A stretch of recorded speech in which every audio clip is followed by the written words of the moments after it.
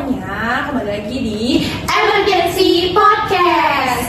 Hari ini aku Putri sebagai host Dan aku Tata sebagai co-host. Hari ini kita bakalan ngomongin topik yang makin memanas banget di era digital ini, yaitu menjaga persatuan dari ujaran kebencian dan hoax. Sudah hadir bersama kita 4 narasumber yang sangat hebat. Yang pertama ada Salsabila Praditya. Halo semua. Yang kedua ada Cantika Zahwa. Hai. Yang ketiga ada Tania Grisela. Hai. Dan yang terakhir ada Aura Karisma. Yeay. Halo.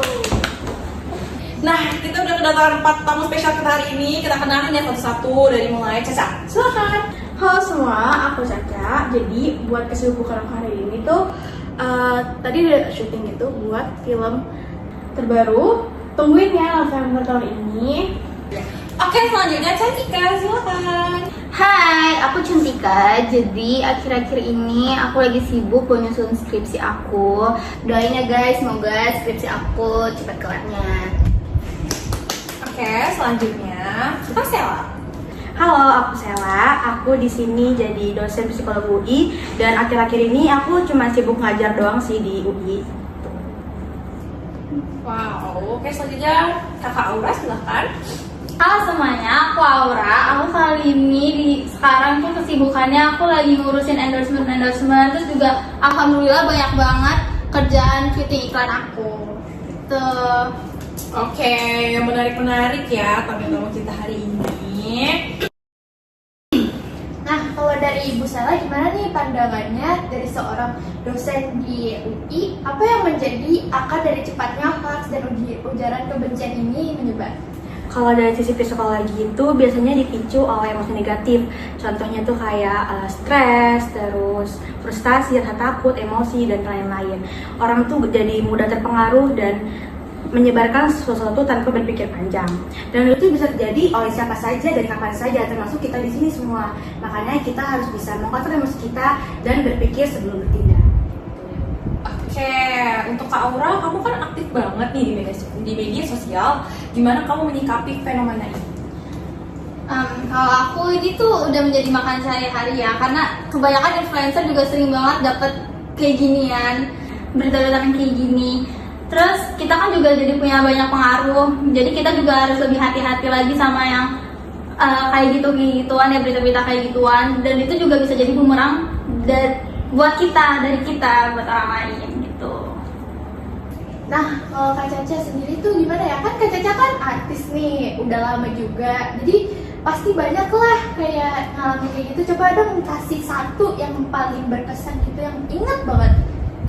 Pastinya pernah banget, apalagi kan selain aku juga di depan Kamera. wawancara, wartawan dan lain-lain, pasti ada aja gitu video-video yang seolah-olah tuh bikin aku tuh mengatakan hal-hal yang sensitif, padahal bukan. Dan itu sebenarnya aslinya itu full video dan aku nggak mengatakan seperti itu, tapi karena sekarang itu orang-orang pada mainnya di TikTok atau media sosial lainnya, jadi baik buat video-video yang di-cut dan diedit seolah-olah tuh aku ngomong sesuatu yang sensitif ya, yang enggak bener banget.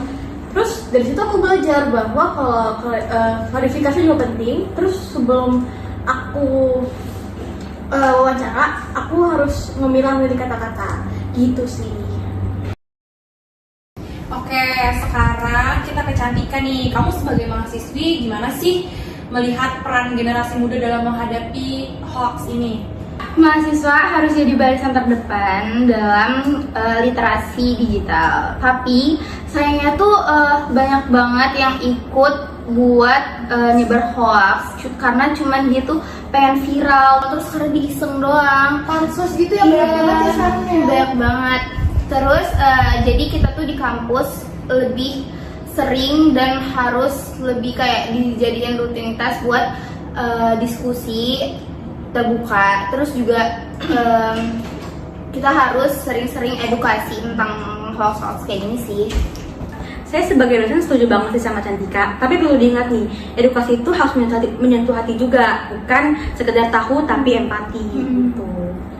Nah, kalau streaming online ini juga aku tuh aku juga banyak banget tekanannya buat tampil di depan banyak orang karena itu gede banget dan juga kita tuh juga jadi takut dijadiin bumerang sama orang-orang.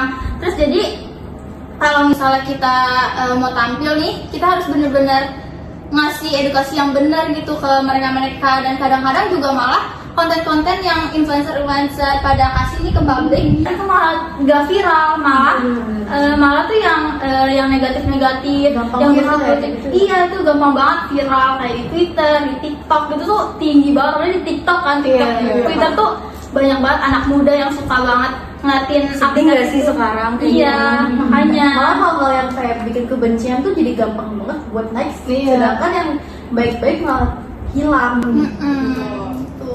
Itu ya bahaya banget ya, sekarang tuh era digital tuh kayak semuanya yang negatif tuh malah makin naik terus-terusan. Padahal kan kita di sini juga ya pasti ingin menuntun ke yang baik kan, tapi kayak ada aja sekarang entah dari AI kan sekarang juga marah kan kayak diedit gitu. Apalagi kayak kalian nih yang berkecimpung di dunia entertainment kayak gitu. Bener banget tuh kata Aura juga, kayak aku sebagai seseorang yang sering ada di layar lebar itu ngerasa kayak harus perfect, padahal kan kita juga manusia. Nah makanya tuh menurut aku kita harus spread lebih banyak positivity dibandingkan negativity. Setuju banget, bener kan? Dan jangan sampai kita tuh malah ngasih panggung ke konten yang nyebar kebencian. Itu cuma kebencian doang, nggak ada hal-hal positifnya gitu. Terus sih menurut aku juga kayak kita tuh harus ngedukasi generasi sekarang buat jangan terlalu kepancing sama hal-hal yang negatif sih. Iya, itu ya. Gila kan banyak banget sekarang cepet gitu ya. iya apalagi Yang yang Twitter juga baru cepet banget viralnya. Iya, itu bahaya banget sih sekarang. Bahkan kayak minta maaf itu butuh sesuatu untuk naik dulu baru. Iya, lihat dulu. Iya benar. Ketahuan dulu ya ininya masalahnya baru hal kayak gitu. Nah, kita udah berbincang-bincang lama nih. Nah, ini kan udah disediain ada catai sama ada makanan. Makasih ya. Ayo dimakan. Makan minum. Silakan guys, enak banget loh. Parah, seger banget ya sih. Manisnya pas. Soalnya banget influencer kan pada beli. Nah, kita dapat data nih dari Kementerian Kominfo 2024 menyebutkan ada lebih dari 1.900 hoax tersebar hanya dalam setengah tahun. Gila nggak? Parah gitu. Bahaya banget sih. Itu banyak banget. Setengah tahun guys, 1.900. Bayangin aku pernah dengar isu di kampus aku kayak tuh hoaxnya padahal cuman kecil tapi jadi gede banget sampai satu angkatan tuh ribut kayak bener-bener gede. Itu tuh cuman masalahnya cuman karena satu kalimat tanpa konteks yang bener-bener kayak cuma satu kalimat doang itu bikin ribut satu angkatan. Itu mah mulutmu harimau banget ya. Iya, mau konflik di kehidupan nyata kan? Iya. Nggak cuma di komers doang, nggak cuma di media sosial doang, cuma di nyata ternyata bisa jadi masalah yang besar juga ya. Kayak hoaxnya dari mulut ke mulut. Kita nggak tahu mana yang benar kan. Kalau kayak gitu. Kalau boleh satu kalimat nih, apa langkah yang bisa kita ambil untuk menjaga persatuan? Kalau menurut saya sih empati ya. Coba pahami sebelum menghakimi.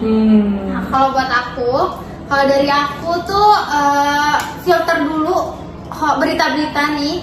Jadi sebelum kita ngasih ke orang, sebelum kita ngasih ke media sosial itu kita filter dulu apakah ini benar atau hoax. Gitu sih. Kalau dari aku, public figure itu harus dicontoh, tapi kita juga manusia. Dan netizen itu juga harus punya tanggung jawab dalam ketika mereka juga gitu. Iya sih, kritis itu keren, tapi dalam hal santun, terus juga harus bijak, bukan kritis yang menghujat. Saring sebelum sharing, satukan sebelum terpecah. Sampai jumpa di episode berikutnya di